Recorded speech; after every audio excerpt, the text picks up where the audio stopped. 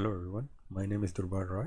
I'm a PhD student working under Professor Saptareshi Basu, and I am one of the course TAs for the course Statistical Thermodynamics for Engineers. So in what we are doing here is we are providing a set of parallel lecture materials, supplementary lecture materials that will go as a that aside, and I will say it provides the mathematical basis and mathematical preliminaries that will be required to strengthen our understanding of statistical thermodynamics in general. So here we will be covering a lot of mathematical concepts and topics that we will be using in the main lecture series quite a lot. Okay, so here we'll be discussing ideas like operator theory, various kind of coordinate systems, eigenvalue problems. Okay, so overall the flavor of these discussions that we will be having is like it will be very much intuitive, and what we will trying to do here is develop the mathematical and physical intuition required to understand statistical thermodynamics in general. Further, we will be also doing a lot of problems from different sections of the course materials so that the concepts are understood better. And overall I hope that what we are trying to provide here is to better understand the main course content, the main course statistical thermodynamics. As we will see, statistical thermodynamics has a lot of mathematical concepts, especially in probability theory, operator calculus, in general. Okay, so we'll be beginning our uh, sessions by a series of introductory supplementary videos on operator theory in general. Okay, so let's start by understanding what operators are in general.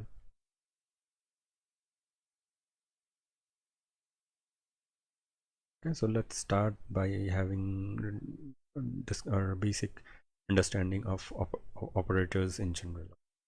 So the topic that we'll be discussing is operator.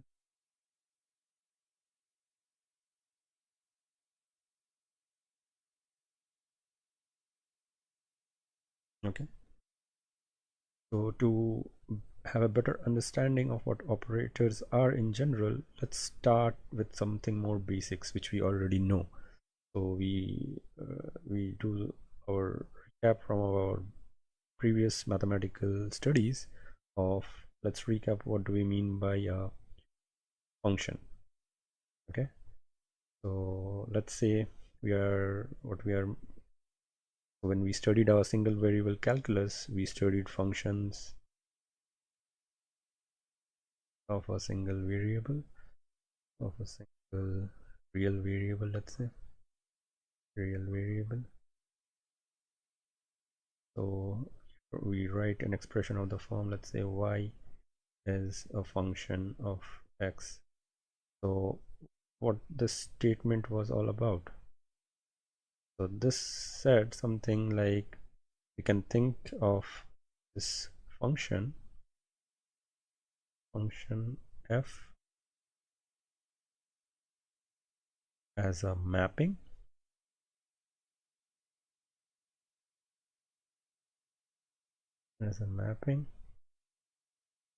from a set of input to a set of output. Okay, so in case of a real variable, what is the input? So the x belongs to the real space, the real line, you can think about the one-dimensional real line. So, and this goes as an input, goes as any real number you can take as an input to the function f, and that provides an output y is the input. The set of all inputs is called the domain, if you remember. All inputs is the domain, and it produces a real number. So this y also belongs to a real number r. And set of all outputs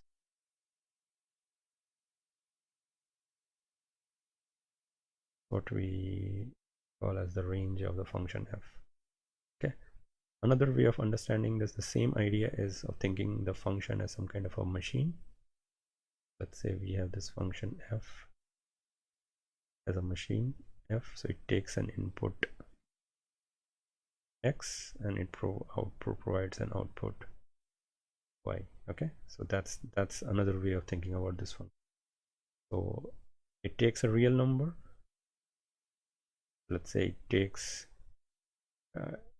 let's take a specific example. So let's say example, we have a function, example 1,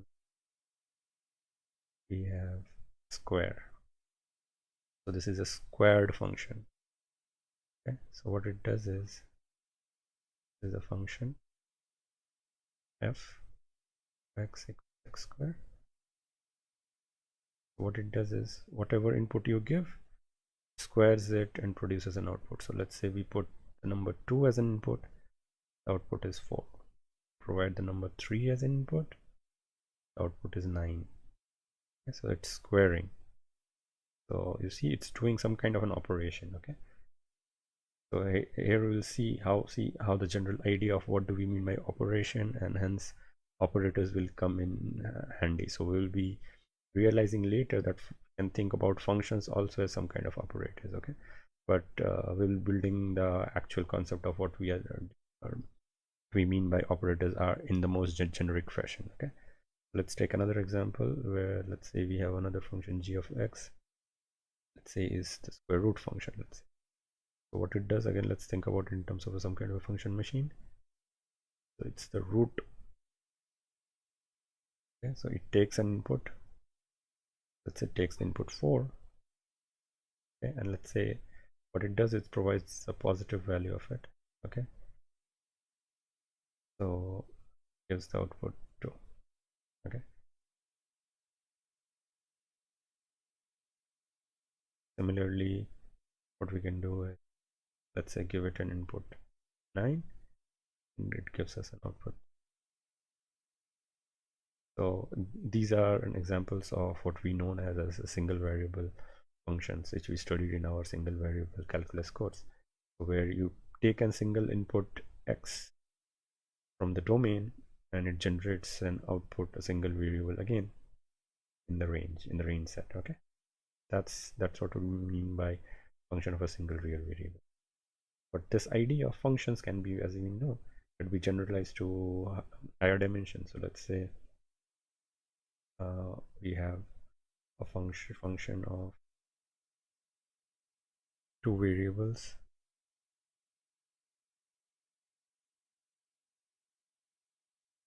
f of comma y, and that provides an output which is that. So now here you see the domain is, so x can be any, let's say again we are dealing with, let's say, real variables, just can be any real number, y can be any real number, and the output is can also be any real number, let's say. So if you see the domain is a tuple. So the domain, if you see, it's so the set, so what we are providing is a set as an input. As you can see, it's a tuple, it's a set xy. Okay, so that is the domain belongs to the R2 space, but the output, the range, as you can see, is in R1 space. Okay, so that's what the idea of, let's say, a two variable function of two variables. So you take, you need two numbers as an input and it gives a single output. An example of this is, for example, let's say f of xy is, let's say, the distance function, or the square distance function from the origin. You can think about this as some kind of, again, some kind of a machine f, which calculates the square distance from the origin of coordinates, Cartesian coordinates. What it does, it takes two inputs and y, and it provides a square distance as an output. Okay, so let's say you give it 0 0, provides the output 0. That's telling the distance of, so the distance is 0 because you are right at the origin itself. Distance is measured with respect to the origin. Let's say use the same function and you give it the 0.12. So you see the input is a set x comma y that you are giving, so it's coming from a two-dimensional space, okay, R2. And so once you give the 0.12, it will give you the output. It's 1 square plus 2 square, so that's 5. That's the square distance from the origin and of the point 1 comma 2. Okay, so that's the generalization of a function in 2 dimension, and this generalization can be done in higher dimensions. So for example, the functions can be f of x1, x2, x3 dot dot n. This is a function in, let's say, n variables, okay, and the same idea holds. So you give it a n tuple now, so this is now an n tuple, and it provides a single real variable as an output. So this is a real number, okay. So this idea of a function of where you're taking n inputs, let's say, can be thought of in a slightly different manner, where let's say now we have, so let's write this tuple in a form of a column vector. Let's say we write it x1, x2, x3 dot dot dot xn. This is a n cross 1 column vector, okay. And what we do with this is we do some operation on this, okay. That means we pass it to some kind of a black box, some kind of a machine. We don't know what that it is, and what it generates is not a single number as before, but it generates a series of, again it generates an n tuple, let's say, but again generates a vector y1, y2, y3 dot dot dot yn in general, okay. So what it does is it takes a vector as an input. This is an input to this function, and it generates a vector as an output, okay. And from our previous understanding and previous studies of linear algebra, we know that what kind of mathematical object transforms a vector into another vector. It's a matrix, okay. So a matrix transforms one vector to another, okay. So we can rewrite this in a different mathematical form. Let's say this input vector we call by x, the matrix by m, and the output vector by y. We can write this as the matrix m acting on the vector x gives us the vector y. We can see that we can think this also as the matrix m operates on the vector x to provide the vector y, okay. So you see how this generalization is happening, right from a single variable system to two-dimensional to n-dimensional and to matrix vector operations. And if we continue this generalization further, we come to a realization, okay, so let's say what happens when we ask the question, what happens when the n goes to infinity, or that is, we are dealing with the infinite dimensional vectors,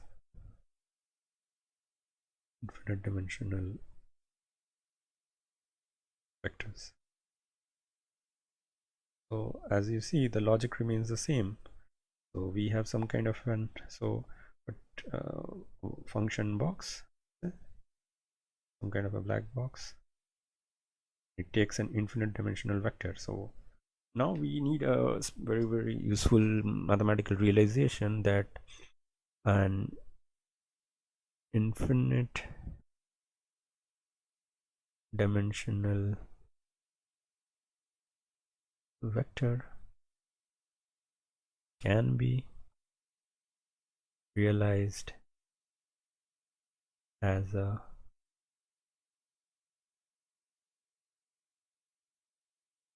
function.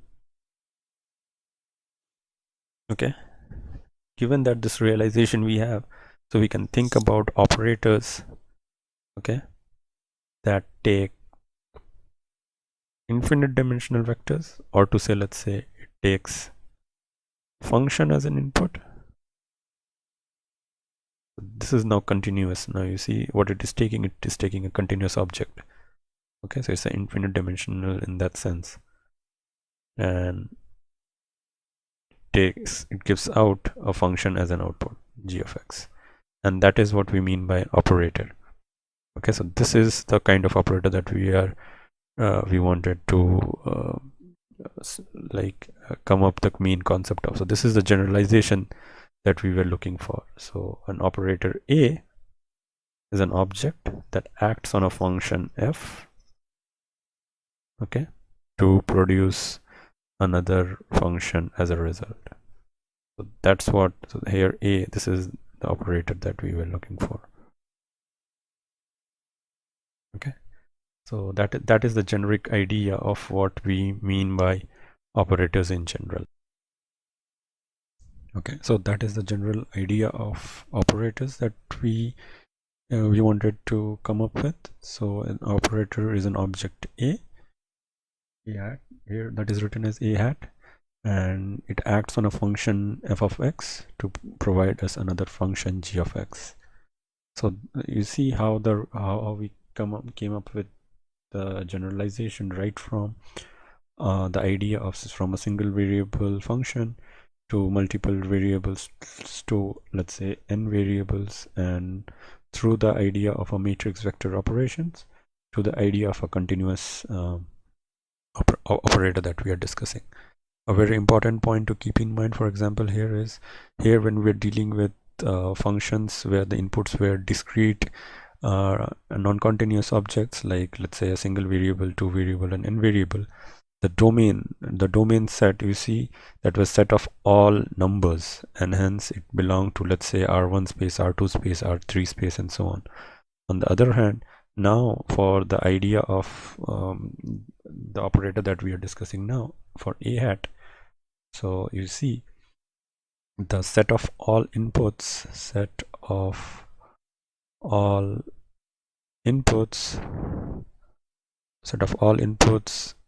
is known as a function space. Okay, function space, not just all inputs but also outputs, the set of, like, so what we are dealing with is we are picking functions from a space of functions.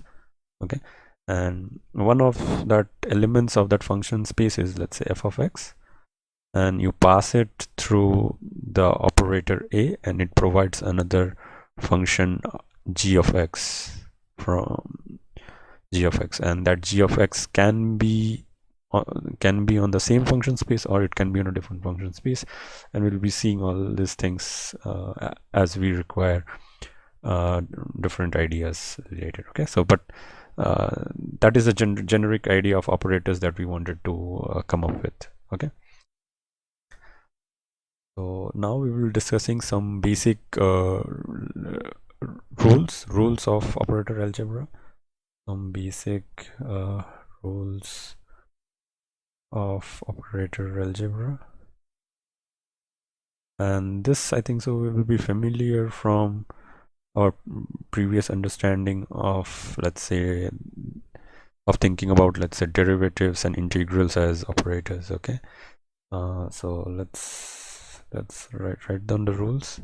So let's say operator A hat acting, let's say, on c times f of x is same as c A hat f of x, where c is a constant, and c is a constant. Okay,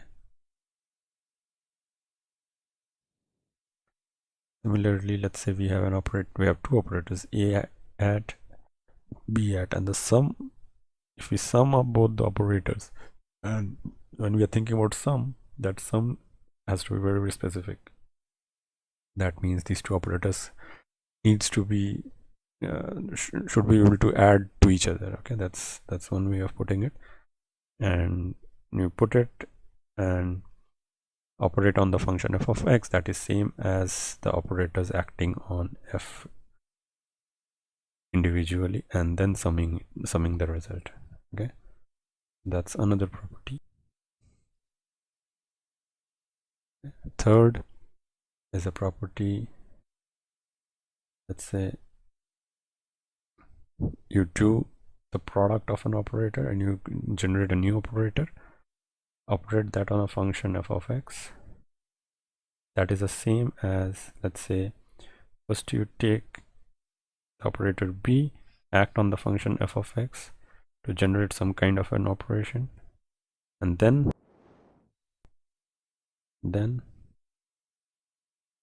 take that as an input to the operator a, and you should get the same result. Okay, similarly, this property that now we will be writing, let's say we have an operator a plus b plus operator c. This is same as operator a plus operator b plus operator c. So this is the associative law for addition. And then we have, let's say, a plus b equals b plus a.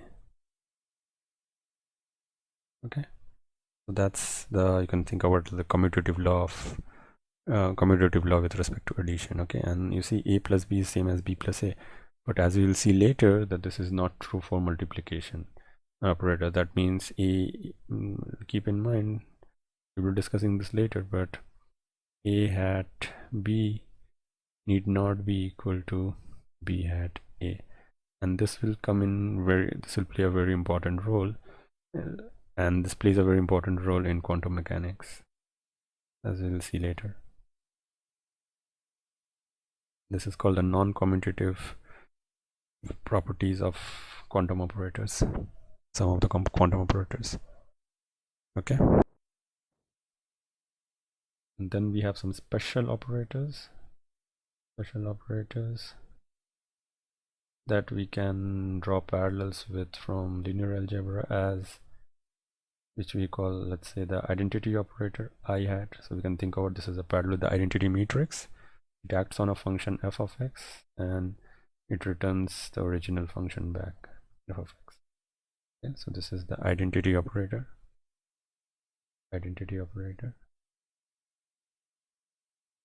And then we have the null operator,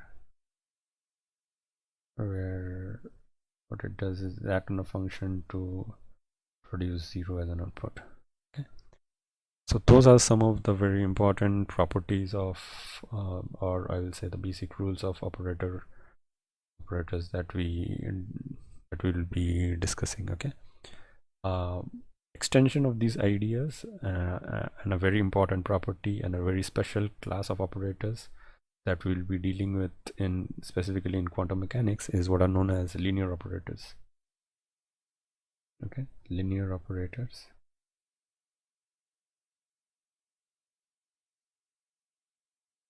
So what are linear operators? So linear operators are those operators that satisfy the following rule. A hat is linear if, right, A hat is linear if